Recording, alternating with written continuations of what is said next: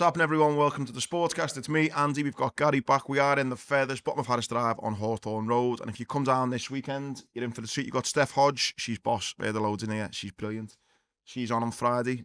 And then on Saturday, you've got the Left Indicators. So again, get down the Feathers, support your local boozer, and enjoy. We won't be enjoying it. A weekend of music. No, we will not be enjoying it. So again, if you follow us on our socials, you will have seen this week that this weekend we are heading up to Scotland and we're going to start the National Three Peaks. We're leaving here 7 o'clock Saturday morning, driving up. I'm going to start Ben Nevis around 3 or 4, hopefully up and down in about 5 hours on a minibus down to Scafell Pike in England, the Lake District, up and down hopefully again 4 or 5 hours. Don't even moody that one now. And then, well, we'll come on to that in a second. And then finishing off in Wales, hopefully in under 24 hours and raising as much money as we can for the Stulo Foundation. So again, over the weekend, while you are in the Feathers, enjoying Steph, on the Saturday, it'll be the Left Indicators. Think about us. Skip around, maybe just skip around and go, you know what, I'm going to sup on this pint a little bit longer. Yeah. And I'm going to throw £5 in for the lads. Well, for Zadulo. That'd be a great little shout that year. If you are enjoying a pint on a Friday night, have a little think. I've just paid a £5 for this pint. We probably paid about £7 to be fair. Throw a couple of quid in then. That could provide towards a back to school pack. Yeah. Go towards a Nando's voucher. Nando's, bless you. Nando's voucher, all those things that we mentioned that they do. Oh my God, sorry, Muskie. I'm getting a cold as well, you know. No, it's hay fever for me. All right. Don't be passing your cold on to me, mate. I just feel a bit hay bummed fever up isn't this morning. contagious. We've checked the weather and it looks a bit grim. To be fair, Ben Nevis doesn't look too bad. No, it's more for Scafell in the dark. I used ChatGPT and I said, what's the weather forecast for Scafell Pike at 2 a.m, Sunday morning? And it said, it's advisable not to climb. It's going to be fucking blowing a fucking gale and pissing down. And yeah. So it's going to be a tough one. Visibility is going to be poor. Again, me and Gary kind of put ourselves through it last year. We had loads of support, and hopefully again, with all your support, we can again hit the 10 grand mark. We've hit about 1,500 quid so far. So a real big push over the next couple of days to get to that 10 grand. So if you can help, please do. Right. You've had a boss weekend in Monaco. We'll touch on that. A little bit of French Open going on. Bit of review of the season. And a little bit of boxing to look forward to. Right. Our trusted Steve Muskie, I wish he hadn't fucking put it in now, has just put in our predictions that we had at the start of the year. We're going to skip over this as quickly as possible because I've had a fucking nightmare. I mean, mine wasn't much better, but to put it into context, I still only finished 7 points behind you last year. So just for the, I mean, obviously we're going to come into how it works, yeah, do you want to, how we've worked it out? So what we do at the start of the season, or in the summer, is we put our Premier League table in the order that we think they're going to finish. We then do a few little, anecdotal things like top scorer, players to look out for. But in essence, you get 4 points if your team finishes in the exact position that you have said they will. And for every position that they're out, whether that's higher or lower, you get a -1 point. So what Muskie's done, and I'm assuming Muskie will put this out at some point or maybe throw it in the story, he's done our league tables as we've done it, and then he's put the actual position next to it, and then how many points we got as a result, so i.e. minus or plus. So last year, Andy got 17 points, pretty respectable. I absolutely smashed it and got 29 points. So essentially you're trying to, if you get it wrong, you want to get it wrong by a couple of positions, and the big winners are where you get ones exactly right. Mm-hmm. So this season, drum roll, I mean, Andy's kind of give it away with his intro there. Andy scored -6. So he was like PSR, got points deducted. And I got 10 points, which is certainly not good, given that I was laughing at Andy's 17 points last year. I mean, it's better than a minus. I think before we go into it, and I think everyone agree with this, it's been a pretty mad season, hasn't it? Yeah. And this probably highlights it. Yeah, I mean, even if you look at the cups as well, don't you? Palace was winning the first ever trophy, Newcastle the first trophy in 70 years. And obviously Liverpool, you wouldn't have expected them, would you? I think no one did. So, yeah, mad season with regards to who've won things. I think the only thing that was pretty guaranteed was the teams that have gone back down. I didn't even pick that. Well, as you say that, I'm just going to, just so Andy's bottom 3 was Bournemouth to finish bottom, probably one of the surprise packages of the season. One of the surprise packages, apart from Nottingham Forest, who we had finished in second bottom, and Ipswich there bottom. To be fair, above them, you had Southampton, Leicester. The difference between us two, probably in the table, is I had that bottom three in exact order. I remember saying that bottom three is as bad as I've seen, and I think you were arguing, actually, no, they're not that bad. I think my argument was Leicester and Southampton had that pedigree of being Premier League teams not that long ago. I thought, I don't know, just bad Premier League teams, though. Well, yeah, they were bad. Well, listen, Leicester won an FA Cup and a league, didn't they? Not that long ago. I don't know. You just think Leicester a big club, and I thought they'd have enough to stay up. Obviously, they didn't. They were terrible. Southampton, I don't know why I put them above Forest and Bournemouth. And Ipswich was more. I kind of felt they'd go down, but I wanted them to stay up type thing. The middle of the table, we both done all right with. I think, you've got above that bottom five, which is a bit of a car crash. You had then Brentford, Wolves, Everton, Fulham, Brighton, West Ham. Obviously in slightly different orders, but fairly accurate. You had Palace finishing in a respectable ninth, which they weren't far off in the end. And then, again, that little group behind the top four, you weren't far off. Newcastle, Villa, Chelsea, just not quite in the right order. I think for the majority of mine, I'm 1, 2 or 3 places off. But the big ones that have killed me have been Man United and Spurs. I had them 4th and 5th, and they finished 16th and 17th. And I've had Forest and Bournemouth 19th and 20th, and they've actually finished 7th and 9th. So I've had like a 8 and 9 point swings there. I actually got the worst score though with one particular team, and that was Spurs. I had Spurs finishing 4th. That's crazy, that. It didn't seem so crazy. And I think when they showed Gary Neville and Kerkez predictions the other day. Oh yeah, we're just the same as I think Gary Neville had United finishing 2nd or something. Yeah. And I think Jamie Carragher said Ten Hag was. Oh no, it was. Yeah, I'm sure Carragher said Ten Hag was the manager to look out for. But anyway, yeah, crazy. But yeah, I've come out, and Muskie was saying something about some kind of forfeit. Did he? I don't think he did. Yeah, he definitely did. Because I said, before we do that, can Andy do his forfeit for last year? So yeah, look out for that one. Maybe we'll have a I might get him to. I might just sausage him on the top of Ben Nevis or something. The other things we done was top goal scorer. I had Cole Palmer, who, to be fair, he flew out the blocks. Yeah, he did. He was. I think, did he finish 3rd or 4th top goal scorer? So it wasn't a million miles away. Who did you have? Erling Haaland. Again, yeah. No, most improved team. I had Man United. I mean, that is absolutely abysmal. Wait, I'm just trying to think where my head was at in the summer to think. I mean, they signed Højlund, didn't he? So you're thinking maybe he could, he might kick on as a number 9. And I like Ten Hag, I must admit. They just won the FA Cup, hadn't they? They beat City in the FA Cup final. You're thinking, there's a good chance of them kicking on maybe. They most certainly didn't, though. That was for certain. My most improved team was Chelsea. I mean, you could argue they finished in the Champions League. They have improved. And they've won a cup the season before, yeah. And if you want to, I mean, we're not going to go into every single team season, but like Chelsea, I think they've got the youngest squad, the youngest average age, I think, at 24. I mean, he spent a lot of money on them, they have, but Roy Keane, who I respect greatly, but he's talking about having experienced pros in the dressing room. Chelsea have proved there that a lot of young kids have managed to get Champions League football and win a trophy. So, which we'll touch on a bit, but I mean, it could be the start or something for that young team. Yeah, I had Chelsea finishing 5th and they finished 4th, so it was probably a decent, and that's the reason why I had the most. And then we done like a few players to watch. I done Sandro Tonali. I think my reason was coming back from his obviously his betting ban. But that midfield have been brilliant, haven't they, for Newcastle? So him and Bruno have been excellent. Yeah, Yakuba Minteh for Brighton. I think he's had a few injuries, done okay. Morgan Rogers, quite happy with that one. I think that was it was a big breakthrough season for him, I think, particularly in the Champions League.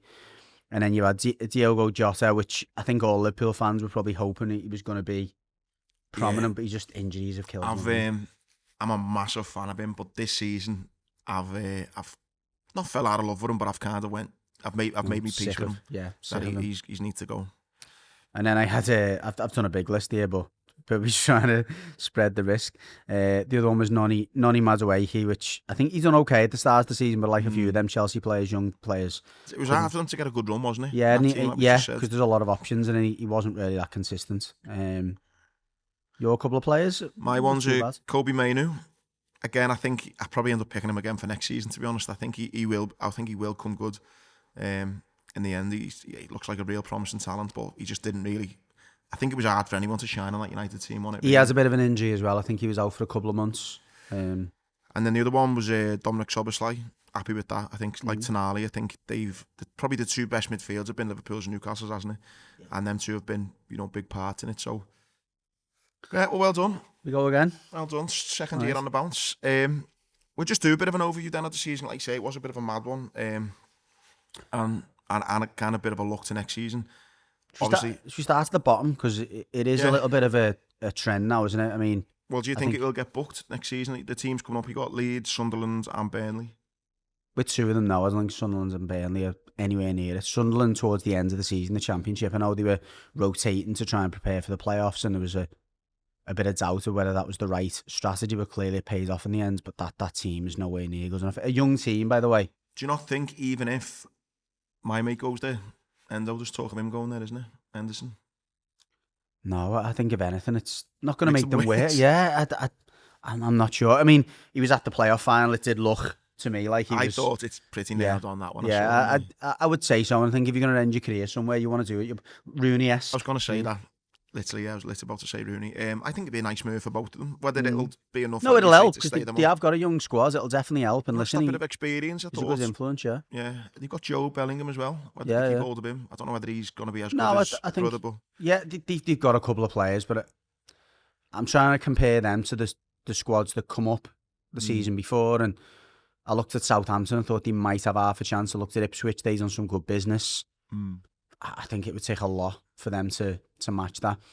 Burnley's an interesting one because obviously Scott Parker has already tried to set. He's got them well drilled, hasn't he? Exactly, and he's thinking.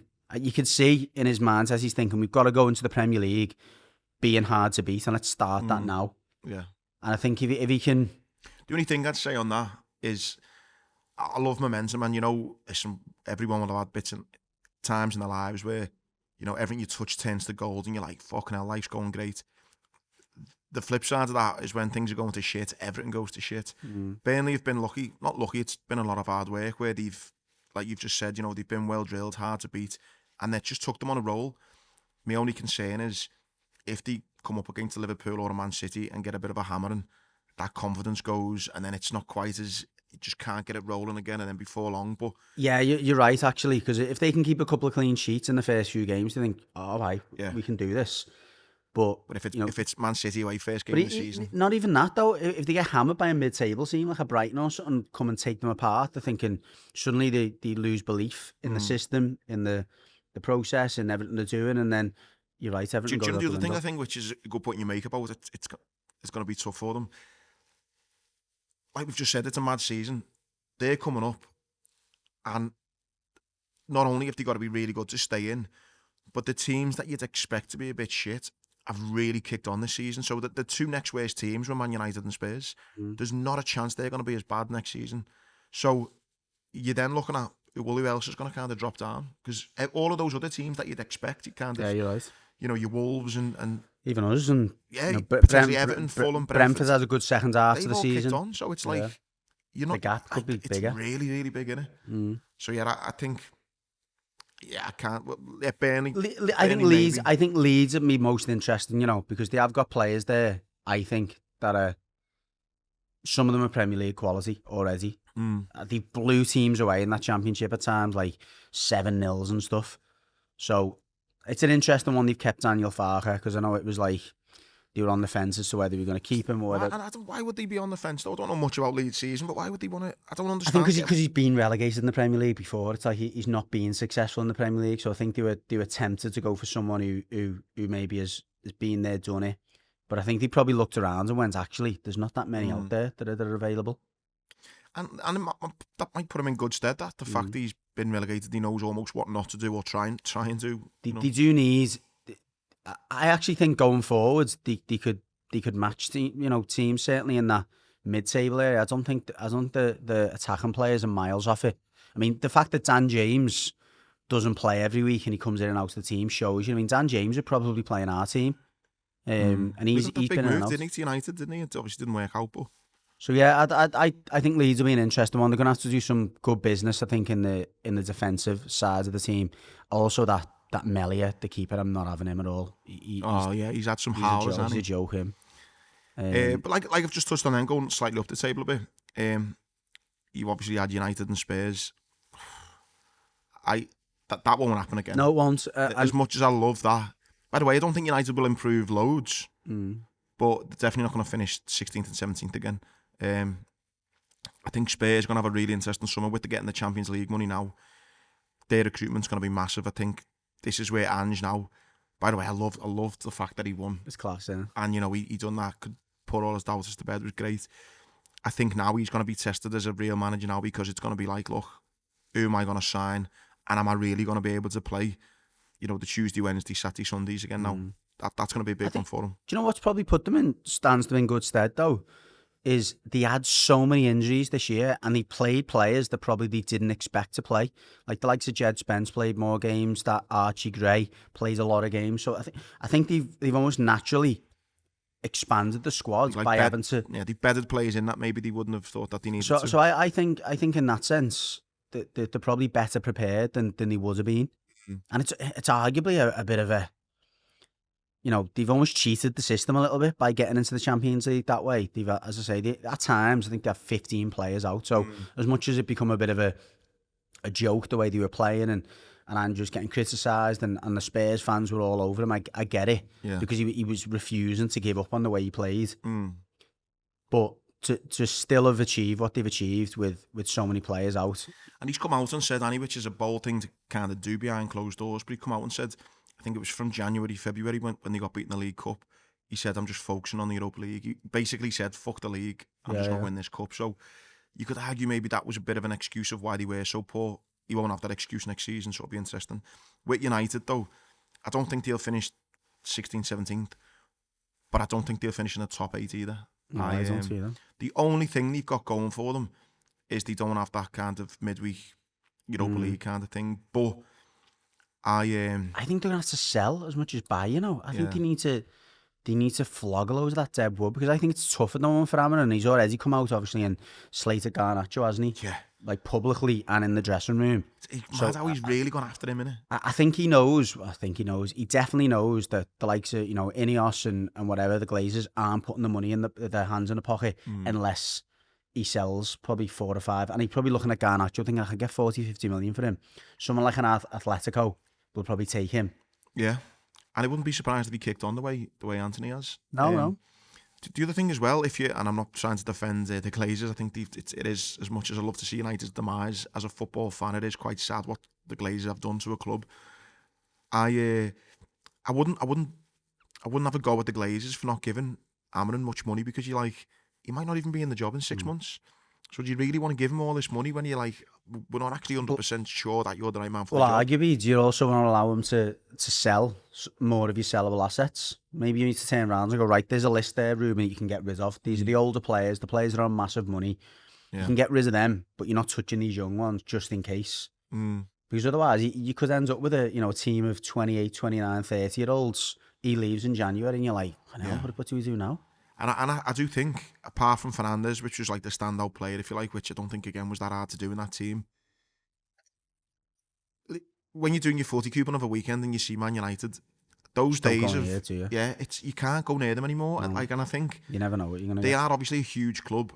I'm not saying they're not. But in reality, I think they're just going to be a mid-table club next season. I would be shocked. Yes, Old Trafford would still have that factor of playing in front of, 60, 70,000 people, and it's, Stretford End and all. I get that, but it's not United though. It's just like fucking not. So I'm not expecting them to do great things. I've seen it look like they got Cunha in, and who else did I see get linked with them?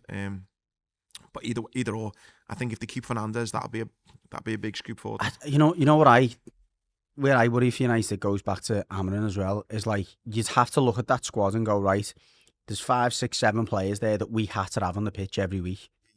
But in order to do that, you probably need to tweak the system, because you can't play in his system really 2 hold midfielders. I think Agate and Mainu have got to play every week. Yeah. I think Fernandes has got to play every week. Yeah.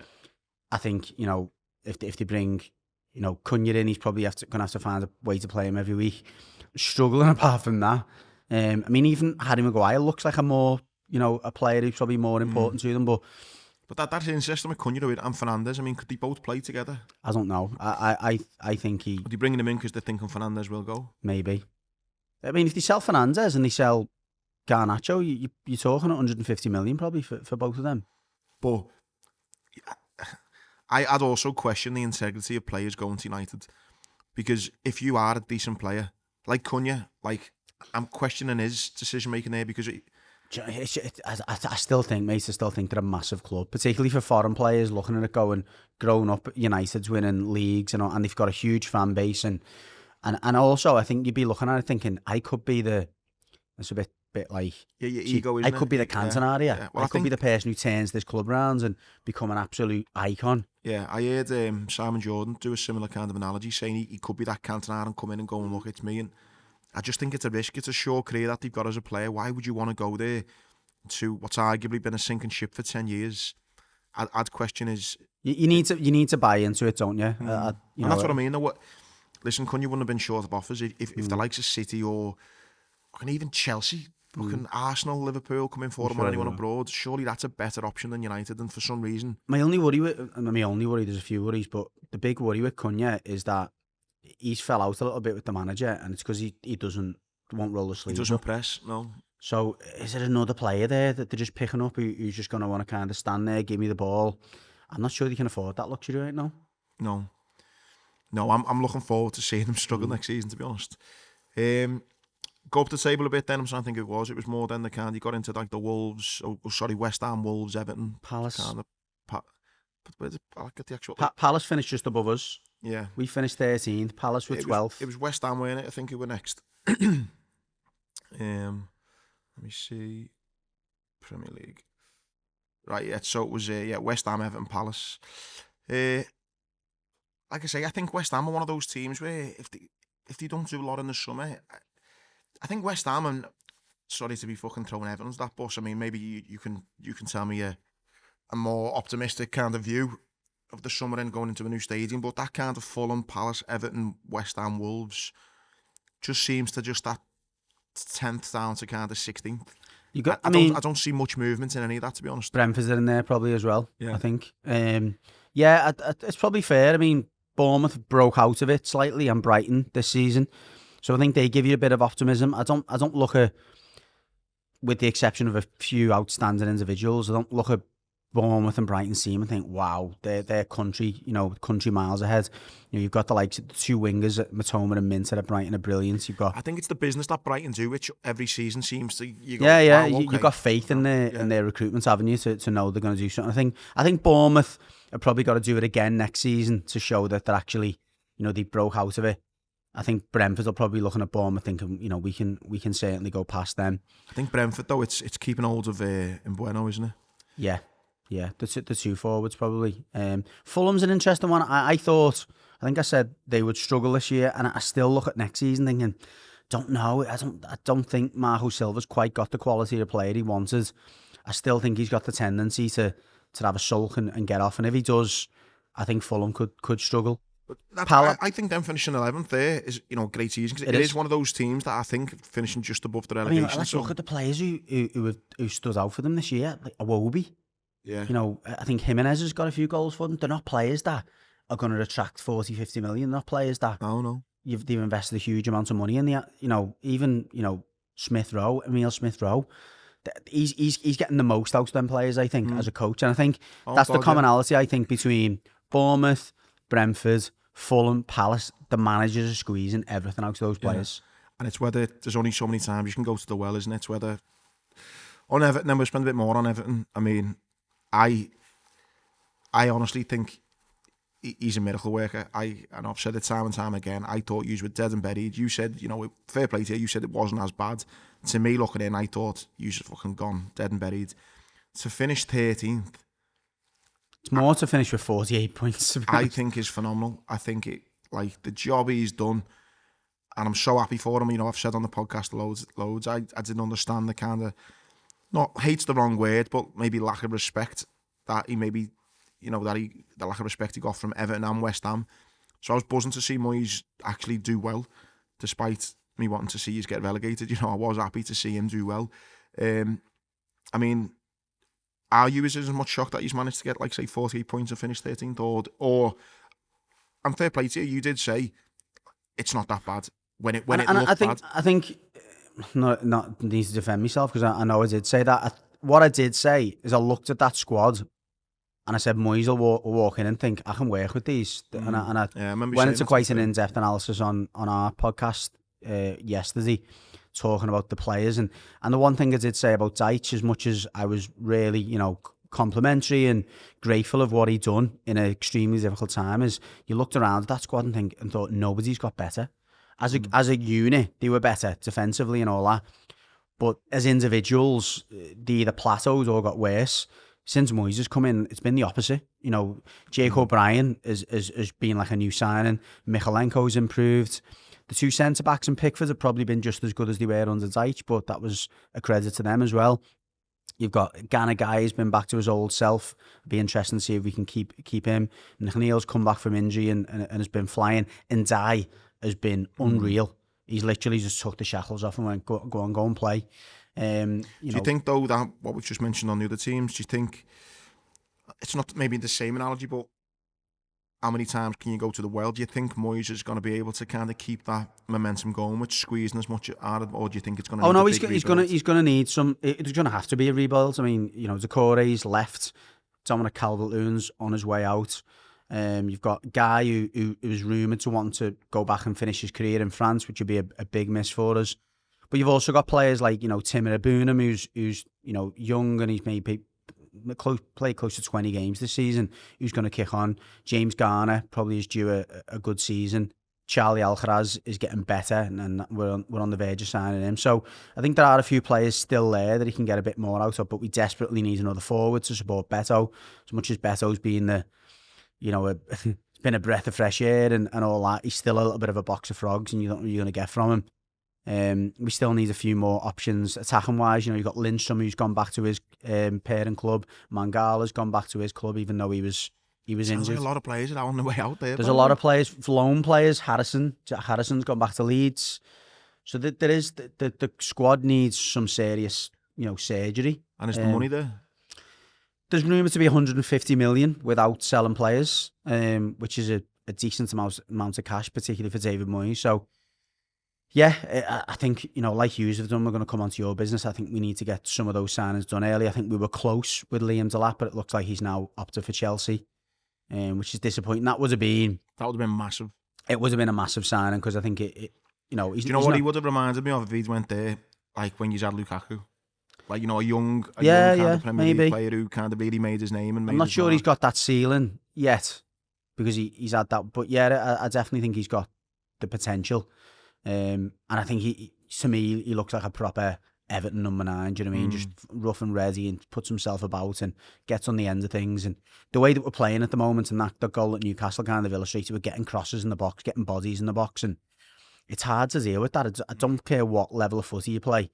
If you've got a team that overloads the box and gets quality balls in, and you've got players in there who can get on the end of it, then you'll cause teams problems. But it's difficult to say now. And we'll do another show in obviously August before the start of the season. Very difficult to say because you don't know what squad you've got. But I mean, what are the initial hopes for next season? I think talking about that group there, you just want to be knocking on the door at the top of that group. So you look it's like 6 points between us and Fulham, which is remarkable given we're saying how great season it's been for Fulham. I think you put an extra 9 points on where we are now. That's 3 wins, which if you look back to how poor the form was when Deitch left and we had a really poor start to the season, it isn't insurmountable. But you're right though, it is going to even take a lot just to match the form we've been in. I mean, the points we've had since David Moyes took over, I think there's only yous that have had more points than us since David Moyes took over. So it's looking out from, obviously not an Everton fan, I think if you could get a top 10 finish, I think that'd be unbelievable for you. Yeah, I think all everyone wants, and I said, Millsy asked me yesterday, what's your hopes for next season? I just said, look, I want to go into Bramley-Moore, and every team that comes to Bramley-Moore, we want to compete with them, and we want to be on the front foot, and obviously we're not ignorant or arrogant enough to think we can do that against the top sides, and we're going to have to be, play horses for courses and whatever, but we just want to be competing on a more regular basis, and we've done that at the back end of the season, and I think, as you say, a top 10 finish would represent progress again. I think that's all you want as fans is to make progress year on year, isn't it, and try and kick on a bit more. So yeah, and I know, given the particularly with the likes of Palace and Newcastle winning trophies this year, the fans, Moyes, the players will be thinking, you know what, it's give us hope, and it's such a huge drought that we've got going on from a trophy point of view now that I think that'll be a huge priority. It's a good point you make there as we kind of come on to that kind of top 7 really. It's I think what we've seen with Palace and Newcastle is just what hope it can do, winning a trophy, because everyone talks so much about getting the Champions League money, which obviously from a business it's great, but it's the fans that remember those days in Wembley, and you know what I mean? It's surely that's going to give you hope. Do you know what I'm looking at? And what gives me hope? And I think this is a bit of a trend with Palace and Newcastle. One thing they've both got in common as two clubs is they didn't have to deal with Europe. Both those clubs, so they could prioritise those cup competitions. Look at how many teams are in Europe next season. You know, you've got the top 7, you've got Palace, and that's 9 teams in Europe. So you're now part of 11 teams that are not in Europe. Yeah, so they won the cup, didn't they? They're in the Europa League. Oh, fucking hell, yeah. Oh, wow. So it's all those colours there. So you've got 9. So that means there's 11 teams that are not in Europe, of which 3, with respect, the 3 relegated. I think you can. So that leaves maybe 8 teams who are going, okay, we can prioritise one of these 2 cup competitions. That's what I said. That's the only one positive I'd say for United. But yeah, good point. Everton would throw themselves. They're in like one of those, if you like, decent teams for a cup, given that everyone else, or the majority. And if someone said to me, top 10, but you don't really do much in the cups because you've been or 13th again and a cup final or whatever, or I'd definitely take the latter. Yeah. No, I mean, what's the point in finishing 10th? Yeah, no, that's a good point. So on to that kind of European spots and all that, I think that is a really interesting point. I didn't think of it like that. 9 teams playing in Europe. So you think about all those Sunday games, I think it could be another season of like a mad one, you know what I mean? Like big You'd worry for Forest, wouldn't you? I mean, Nuno's probably the perfect one to move on to now because they're above that group of teams you just spoke about then. Nuno's fell out with the owner. It looks like he'll be leaving. They're in Europe, but in the Conference League. You worry for them a little bit, don't you? Because their squad is pretty threadbare. When you think about they only missed out by... so if they'd had another 2 points to be on 67, they would have got Champions League. That draw that they had with Leicester, the 2-2 draw, that's what's cost them Champions League. That's when he went on the pitch and had to go at Nuno. I thought that was a bit of a mad one. That although I seen a great argument, I think it was from Simon Jordan, and he kind of said, look, he's an emotive guy. You know, the reason he bought the football club because his emotions and he wants to. Yeah, so it's like you can't go, we're grateful for the owner and all the money he's pumped in because he's emotional, loves the club, and then not accept the other bits. You know what I mean? So I get it, but yeah, I'd be sad if Nuno goes. I thought he's done a great job there, but yeah. But the thing is, though, from his perspective, he's thinking, I don't know what he's thinking, but maybe go to Saudi, take the money for a year, and I know that any Premier League club, probably outside of the top 5, is going to be thinking Nuno's a good appointment there as the next one. To kind of go against you though for a second, with them, we've just seen Chelsea win that Conference League. Forest had fancied himself to have a good go, wouldn't they? Yeah, without doubt, but at what cost? Yeah. I don't think they haven't got a Chelsea squad. Chelsea were literally playing, making 8 changes, and they still had a very, very strong squad. You know, the likes of Lavia and stuff was playing every game, and you know, they had Jadon Sancho playing and not playing at the weekend. They were top players. They were playing in that competition. I don't think, playing the likes of Awoniyi up front instead of Chris Wood, and you know, I can't even think of the players that are in their second string, but they're not good enough. No.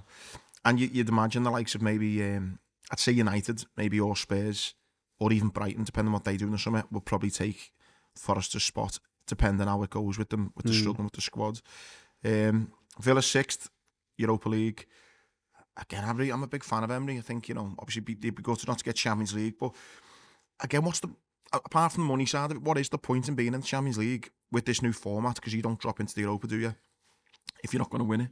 Surely, I mean, as a Villa fan, you've got more chance of winning the Europa League, haven't you? So, are you that bothered? Arguably, though, and I mean, the fact that you took them penalties doesn't suggest that. I think over the 2 games, they probably gave PSG a closer run for the money than you did. We got hammered, didn't we, in that first game? Yeah, and obviously it sounds a bit daft because you did take them pens, and that's a flip of a coin, isn't it? But PSG, I would say, probably going to win it the weekend if they perform to their level, and I know Inter have seemed to have a little bit of a knack of overcoming these attacking teams. But you would say PSG have been the best team in the Champions League this season. I would say Villa, I think Villa beat PSG there. They've got a good chance. So, yeah, I know what you're saying. I think if I'm a Villa fan and someone said to me, do you want to have another boss run in the Champions League but fall short of the team that are going to win it? Or do you want to go and win the Europa League? You're definitely taking winning a European trophy, aren't you? And Emery, what a record he's got in that competition. I know, yeah. I might have a couple of quid on him to start the season to win that, to be fair. Newcastle, very, very fortunate to get in the Champions League. I think so. I think it's going to be an interesting summer for them, whether they can keep Isak or not. Although I was listening to the True Geordie podcast, so I texted them actually when the match was going on, because I thought they were going to miss out on it, which then would have maybe made Isak want to go. And he just said, like, you can fucking have him. He said he's been shite the last couple of months. So you don't know. But he's still been there, hasn't he? You can say that, but he's still been leading the line. He's still, I know Callum Wilson's come on a couple of times, but just because he's not getting the goals doesn't mean to say you're not having an impact. I mean, let's see, like, you go back to some of the game, what are the ratings there? I think he's got look at all the greens there as well, though. The ratings, and he's contributing, isn't he? Yeah, he's giving them a disservice there. He only never scored in 2 games, then he scored in 2, not scored. How many goals has he got? Go on his career thing and see how many he's got for the season. 23 goals in the league and 6 assists. Yeah. I mean, like, you can say that, but someone who can lead the line, get as many goals as he has and assists. He's contributes to 30 goals. Yeah, obviously, I think it's only Salah who's contributes to more goals than him. Maybe Cole Palmer's close, but I don't think there's many forwards in the world that walk in and take his place. No. I think their season will rely a lot on whether they can keep hold of him. So I'm a big fan of him. Chelsea finished 4th, Champions League again for them. Obviously, they won a trophy. I think Chelsea will improve. I know, a bit mad. I've seen a lot of their fans aren't happy with Maresca. I think he's done a good job. I think you hear managers all the time talk about how difficult it is with a big squad to keep everyone happy.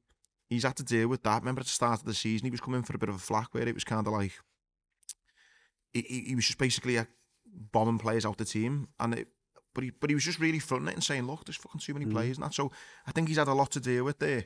The owners that, was it Todd or Ted? Todd Bowley. Todd Bowley. They threw a lot of money at it, but it does seem a bit of a shit show still. They threw a lot of money at it, but there hasn't been to defend the coach, it looks like there's been no consultation with the coach. It's been, that's what I mean, we're buying players that are going to appreciate in value. Yeah. You've just got to work with them. Just work with it. And if that's the basis, and the young players, which you've already mentioned, at least won a trophy and got Champions League, it's like, I don't know what you look around, and I think some of them have improved as well. I mean, Cole Palmer's had, I know he slowed down a little bit the second half of the season, but he's still come up with a crucial assist to get them over the line. Last night, he pretty much grabbed the game by the scruff of the neck. He's going to kick on again next season. I think there's a few players like we mentioned, like Madueke, who's going to improve again. I'm not having Nicholas Jackson, but it looks like they're going to sign Liam Delap to replace him. Lavia and Caicedo, I don't think you're going to find 2 more energetic box-to-box midfielders. If Lavia can stay fit for the whole season, then he can keep that as their holding midfield. The centre-backs, they've got an abundance of them. Reece James, if they can keep him fit. Levi Colwill, as one of the centre-backs, is very good. I think that Caicedo, I know Liverpool fans like to take the piss out of him because, we end up getting Endo, and then, they're giving Endo a guard of honour. Gravenberch, and Endo as well. Oh, yeah, okay, yeah. But listen, Caicedo's a player. He's the real deal, he is a player. So, and I think Lavia looks just as good. So I think Chelsea will have a good season next season. I think. What is a good season though? Because I think 4th. No, I do. I think. Well, listen, there was a part of the season. Yeah, they were up challenging November, and I actually said. Did you mean like challenging? I don't know whether. Because they've only finished. I know Arsenal massively took the foot off the gas because of the Champions League, but they've only finished 5 points behind Arsenal. That's what I mean. I think they'll. Listen, will they win the league? No, but I think they'll improve. I think they'll be a lot better. When I say improve, you know what I mean? I just think every week you'll kind of go, yeah, that's Chelsea. That's a Chelsea team, because I think they have been very hit and miss, haven't they? So yeah, I think they'll improve. I wouldn't disagree with that. Man City, I think, is an interesting one. Could go either way, couldn't it? Yeah, we still don't know what's happening with this points deduction. I heard something mad, which is just absolutely sickening. So you know the yo-yo teams who are getting relegated and coming back up. When you go down and come back up, obviously you don't get your parachute payments because you're back in the Prem. So apparently the Premier League have saved £84 million from not having to pay parachute payments, and that £84 million has gone towards paying the legal bill that the Premier League are fighting against Man City. No. Now that is just disgusting. That shouldn't be allowed, No. but it is happening. So how that's still ongoing, I don't know. Listen, Man City could end up getting a point deduction, not even be in the Champions League next season. You know, I think you don't know how much Man City are then holding back on what they're going to do in the summer because they don't know what's going to happen with that. I mean, it's just a shit show, isn't it? It is a bit of a shit show. Like, you know, the manager seems to be on the edge of quitting every time he speaks to the press. Well, he said he's doing this season coming up and next season, and he's done. He's doing 2 more years, and then he said that, but then he's also said, if I have to work with this squad, the size of the squad, I'm leaving. He wants the squad trim, and he said it's too big. Like, I think he's sick of questions about that Kusanov who hasn't give a game to Grealish. Jack Grealish, and he's like, no, I like these players, but I can't not play players who are in form. And he's obviously referring to other players like McAtee, who's played well. So again, I don't think that's helping. I think the players are thinking, what's going on here? Like, the coach is half in, half out. We don't really know who he likes, who he doesn't like. He's just let one of the best players in the world go, even though he wants to stay. I thought that De Bruyne situation was a mad one, you know, because De Bruyne clearly thinks in himself he's good enough. But Pep clearly doesn't, which is a bit mad. But I don't know if there's a bit of a power play going on there. I think a bit of ego, yeah. I think it is like a bit like what Ferguson used to do at United, where he was like, no players bigger than the club. You know, he allowed Beckham to go when everyone was going, well, what are you doing? He was like, well, no, he was taking over. It was becoming the Beckham show. And it is a bit like that whenever De Bruyne is fit. If De Bruyne doesn't play, it's like, why is De Bruyne not playing? What's going on? What are you doing? I don't think there's any other player in that squad who commands that level of, you know, respect. And oh, yeah. No, I agree. I think I was getting excited that he might come to Liverpool. I'd have him as, like, you know, a bit par player. It sounds terrible saying that, but, you know, bringing him on. But I think he's ruled out to move to any other Premier League club. I seen West Ham was sniffing after him as well. But same as we're sniffing after Jack Grealish. It's not going to happen. Why is it? Yeah. Apparently there's an option of a loan or something, but because he's on 300 grand a week, there's no way we're paying that. But I think if it was a loan, we might do half of it or whatever, but I can't see it happening. Can't see. He's already ruled out going back to Villa. So has he? Yeah. I thought that would have been great for him. I thought that would be a good move. And again, a bit like Henderson. I'm not saying he's at that point of his career yet, but he's certainly not in his pomp anymore. Is he? Do you know what? If we can just touch on him for a second, I think listen, it's impossible to say he's had a bad career. He's won everything. Do you know what I mean? He's a multi-millionaire, won everything. He could sit here now and say, yeah, I fucking love my career. But I wonder if you got Jack Grealish on his own and said, look, Jack, have you got the most out of your football career in the sense that, forget the trophies, as in you as a player. And have you enjoyed your football as much as you thought you would? Because when he was at Villa, he looked like a player who loved his football. Do you know what I mean? And he was, you know, dominating games and everything was about him. And he enjoyed that responsibility, didn't he? So you look at him at Villa, right? He's playing. To be fair, it's a bit. Jack Grealish is maybe one of those people where you think he's like this Paul Gascoigne, but his numbers have never actually been that amazing. So he's playing like 30, 34, 36 games. He's scoring like 6 goals. His most prolific was he got 8 goals, 6 assists. Then his last season at Villa, he got 6 goals, 10 assists. I mean, them 3 seasons, though, one of those seasons, I think might have been in the Championship, maybe 18-19. And then 19-20, it's a bad team, you know. Oh, yeah, so bad team. He's been a great player in a shite team. But he's gone to then City. His most prolific season, he scored 5 goals and 7 assists. In 28 games, but still. Like, considering he was, 100 million? He's played 20 games this season. He's got 1 goal, 1 assist. Now, I'm not knocking Jack Grealish's career. He's won absolutely everything. I know what you mean, yeah. But it's like, if you said to him, are you enjoying this anymore? I'd be interested to hear what he's clear, you know, he's also burnt the candle at both ends, hasn't he? And I think I don't look at Jack Grealish and think, not that these are the same level, but I'm just referring to a player close to home. I don't look at Jack Grealish and think at 35, 36, like a Gisagana guy, he's going to still look like the player he was when he was 25. It's a bit like a Wayne Rooney, isn't it? I think at 31, 32, you're thinking you're done, Yeah. because he he likes to drink. He doesn't seem to be the player. He loves to train hard. But do you think that kind of he likes to drink and he likes to burn the candle at both ends has come because he's thinking, I'm fucking not enjoying my footy anyway? No, he's always done it, hasn't he? He's always been like first to go and party for 2 weeks. And I'm fair play to him. He's enjoying his life. Do you know what I mean? But I think there'll be a consequence towards the end of his career, which is now, of how well he's going to be able to perform and how close he's going to be able to get to the levels he was before. Do you think they'll be challenged again next season, City? You can't say they won't, can you? Mamouche looks a player, don't he? I think if they have a full season of him, he's only come in January, didn't he? Yeah, he looks very good. Rico Lewis coming back to fitness will help them. There's been a few players, Oscar Bob and etc. that they've been able to bring in that they probably wouldn't have because of some of the injury. I don't know. I think there's so many. I'm with you on it. It's mad. Variables. There's so many variables. I think it depends on what state of mind Pep's in. It depends how this Club World Cup goes and how fresh you can keep the players, because that's a factor for Chelsea and City. I think it's a huge negative, that. It is, yeah. I agree. When you look at Liverpool, they've already been... Commercially, it isn't. Commercially, if they win it, yeah, it's great for PSR. But I think if you look at Liverpool, they've essentially already had a month off. Then they're going to have another couple of months off, whereas City are playing, next month. It's crazy. Arsenal, I don't know if you've seen the overlap this week, but I thought Thierry Henry's analogy of Arteta was brilliant. It's like, I think Neville said, where are you with Arteta as he's building? And Henry said, how tall is this building? Like, keep on building and building and building. At some point, you've got to kind of go, we've won something. It is an interesting one to know how long they will keep with this Arteta plan, which is a bit harsh because, again, he has been building something and they have improved a lot. But will they ever get over the line? I don't see them winning the league next season. I think they're a good team. I think they've made massive improvements.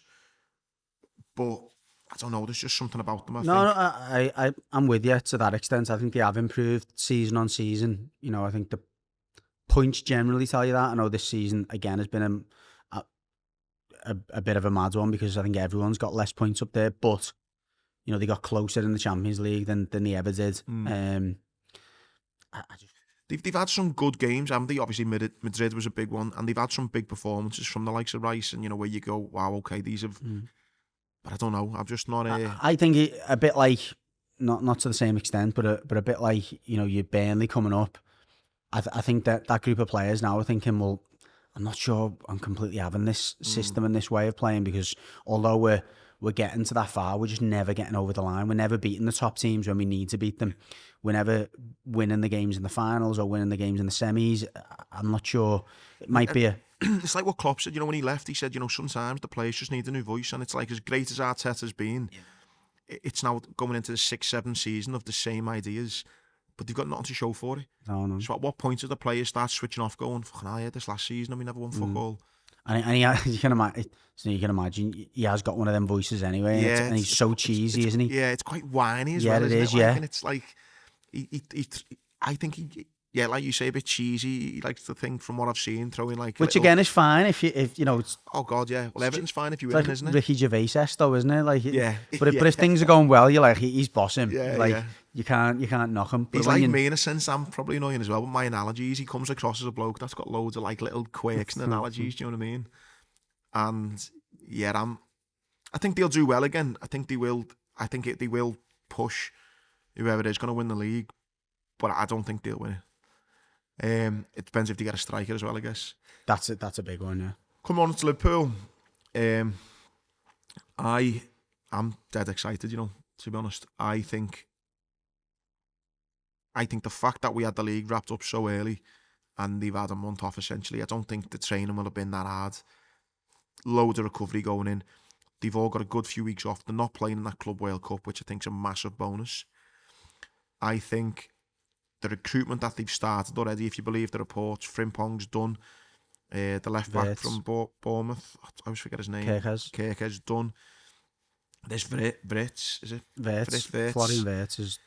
And the reporters of last night, they're after a striker as well. So there's 4 players potentially. Definitely, it looks like 3 that are wrapped up before the 1st of June. Well, I know they won't get officially announced until the 1st of June, but if those rumours are true, I think that is a serious show of intent. And the big thing why I'm so excited about next season is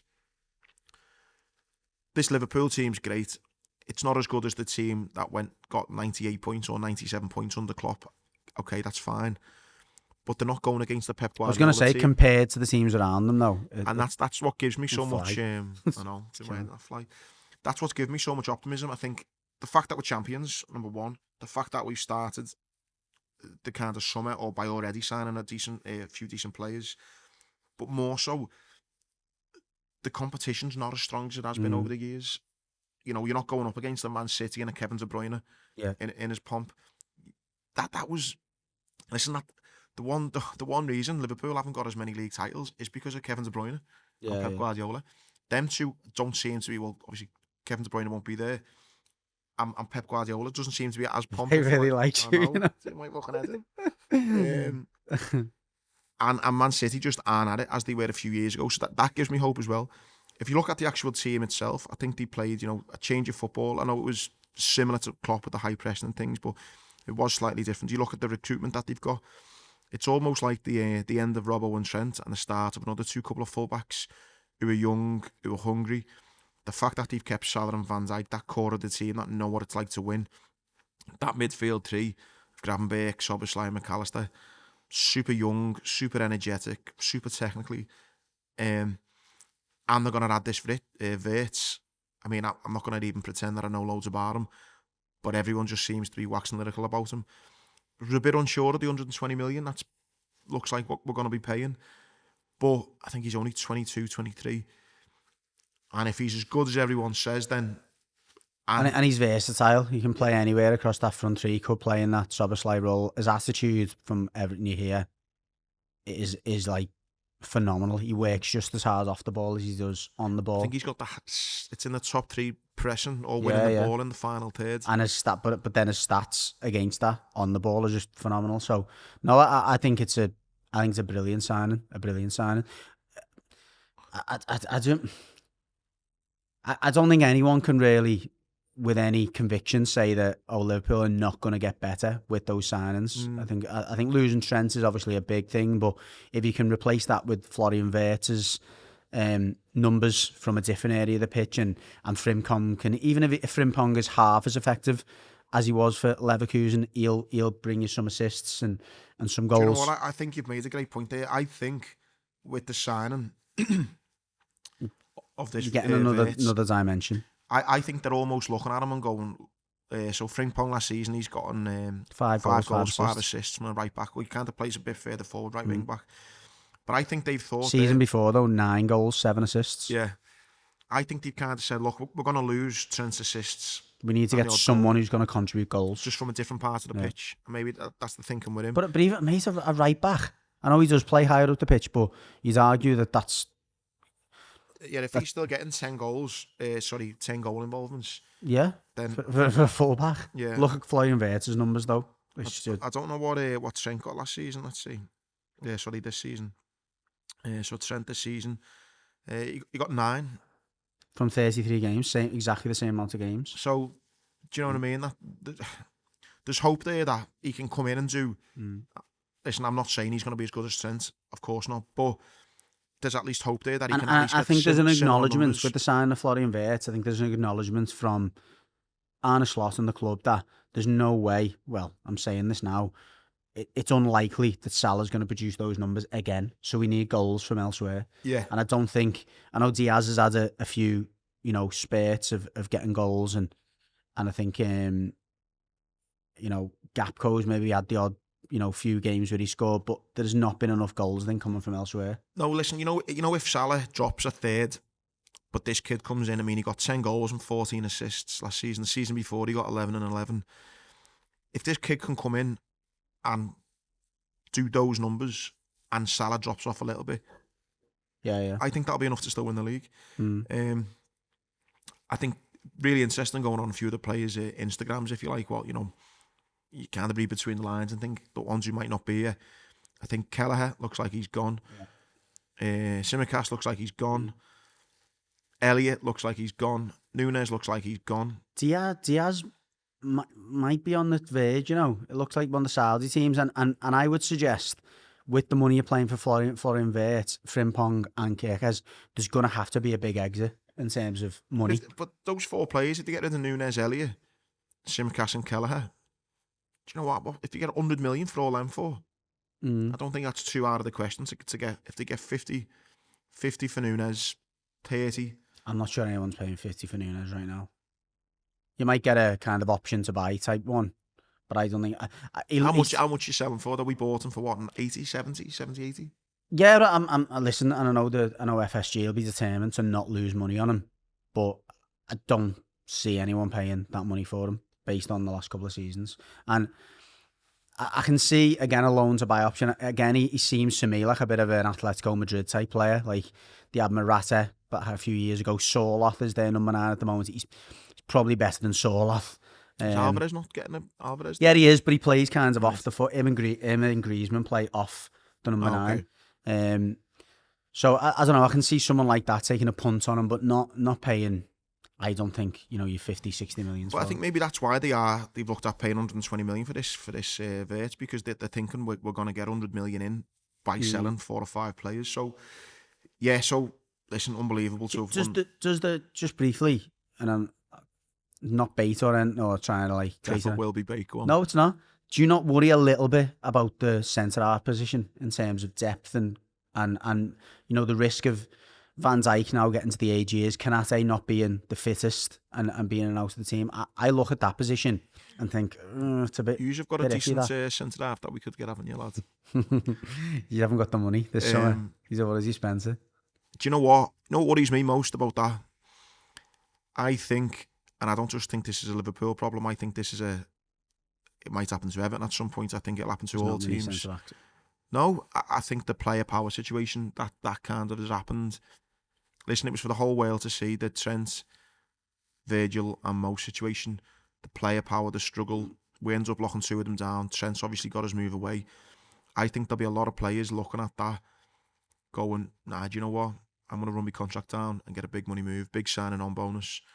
Or I'm going to get the club to really put their hands in the pocket, yeah. And I think Konate, this is his going to be coming into... Isn't Alisson in that situation as well? Yeah, but I think he's a bit like Mo and Virgil. I think when he goes, you just go, fucking hell, you've been a great servant for us. I think when he goes... Still not easy to replace, though. No, he's not, but I mean, I don't think they'll be bothered about getting big money for him. I think when he goes, he'll go. The problem is with Konate, he's young. He's got a year left on his contract. And I think they're in that weird one now where they have to kind of put a gun to his head this summer and say, you're signing a deal now or we're going to sell you. Otherwise, he's just going to do what Trent does and leave on a free. And I think that's the big problem. So it's that kind of player power dynamic. And I think a lot of... And by the way, as much as I kind of had a pop at Trent, I can fucking totally get it. Do you know what I mean? I totally understand. If a club goes to you, look, do us a favour, just dig your heels in, don't sign, and in 6 months' time, we'll give you 30 million quid in your pocket because you will have saved us 50. I totally fucking understand it. So I think that's the big problem when it comes to a centre-back position. I think if they can keep hold of Konate, great. And maybe they might want to try and, you know, get another centre-half in. But I just don't want this contract situation to linger on, which I think it's got the potential to do. Konate maybe getting a bit big for his boots, and like you've just said then, he can either go, you know what, I'm all right, I'm going to sit on my hands and I'll just get a 20 million signing on bonus from either PSG or Madrid, or you can, you know, triple my wages. I think he's only on 80 grand a week. There's a report he wants 200. No, I don't think that's unreasonable given that there's not an abundance of centre-backs. He's pretty much the captain of France, but he plays regularly for France. And that's the kind of situation now that, you know... But I'm talking about this season. That's obviously not a problem for next season. But I think it will become a problem as the season goes on. But no, yeah, okay. On the actual behind them, you've got Gomez and Quansah. Yeah, that's a big drop off. That I think any of them coming in the team. No, it is. Yeah, and maybe... I think Gomez looks like he's, you know, he doesn't look fit enough in terms of being able to stay in the team and stay fit for longer than 3 or 4 games at times. I don't even think you get 3 or 4 games out of him. Quansah. One thing we were lucky with the likes of Van Dijk and Salah, they never got injured this season. I think you've got options in the sense that Endo and Gravenberch can maybe drop in and play centre half. But I know what you mean, yeah, maybe. But then the other problem is, do you get a fucking really, really good centre back for 100 million, or do you get like an half decent one who can grow into a position? I don't know. Probably the latter, given the money you're spending on other players. But still, I don't look at the point is I don't look at those players behind the first two and think they're good enough. No. Yeah, but again, who did he go and get? I don't know. I don't know. Right, okay. Pretty extensive review there on the Prem. Quick one on the tennis. Emma Raducanu got beat. Do you know what I will say about her, which is a bit... I feel sorry. I'm getting to the point I do feel sorry for her now. She'd actually come into the tournament with a bit of form on clay as well. Looked like did. she was finding her feet on clay. But the girl she played, I can never say her name. She's... it's Swiatek. The girl, anyway. She played. Is that who it is? How you say it? I think she's 6th in the world. My big thing on Emma Raducanu, right, is that she might be all right, and she might... But she's never going to be good enough at that top table. No, she's not that level. And she's played that girl, I think, 5 or 6 times and never even took a set off her. Yeah, she only took a few games off her at a time. So it's like, everyone can big her up and this and that, but you know, the second she plays anyone half decent in the top 5, she's not even getting sets off them. So the poor girl knocked out second round of the French Open, and the elusive wait for another title goes on. Then the other big thing was you. F1. Oh yeah, Monaco at the weekend. Yeah, brilliant. Off air, what it was like.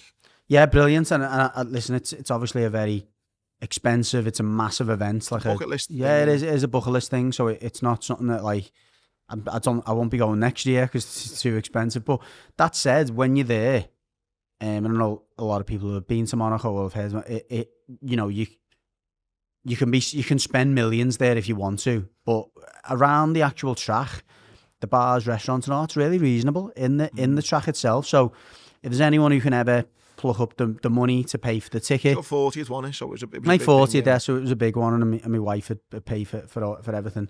We stayed in Nice, got the train over from Nice to Monaco, which is an absolute doddle, really well set up. It's like, you know, set up like, you know, like a cup final almost. You know, this is where you go. Everything's directed. Monaco this way. 14 minutes on the train. Absolutely treat. 14 minutes, yeah. Wow. Brilliant. So that was spot on.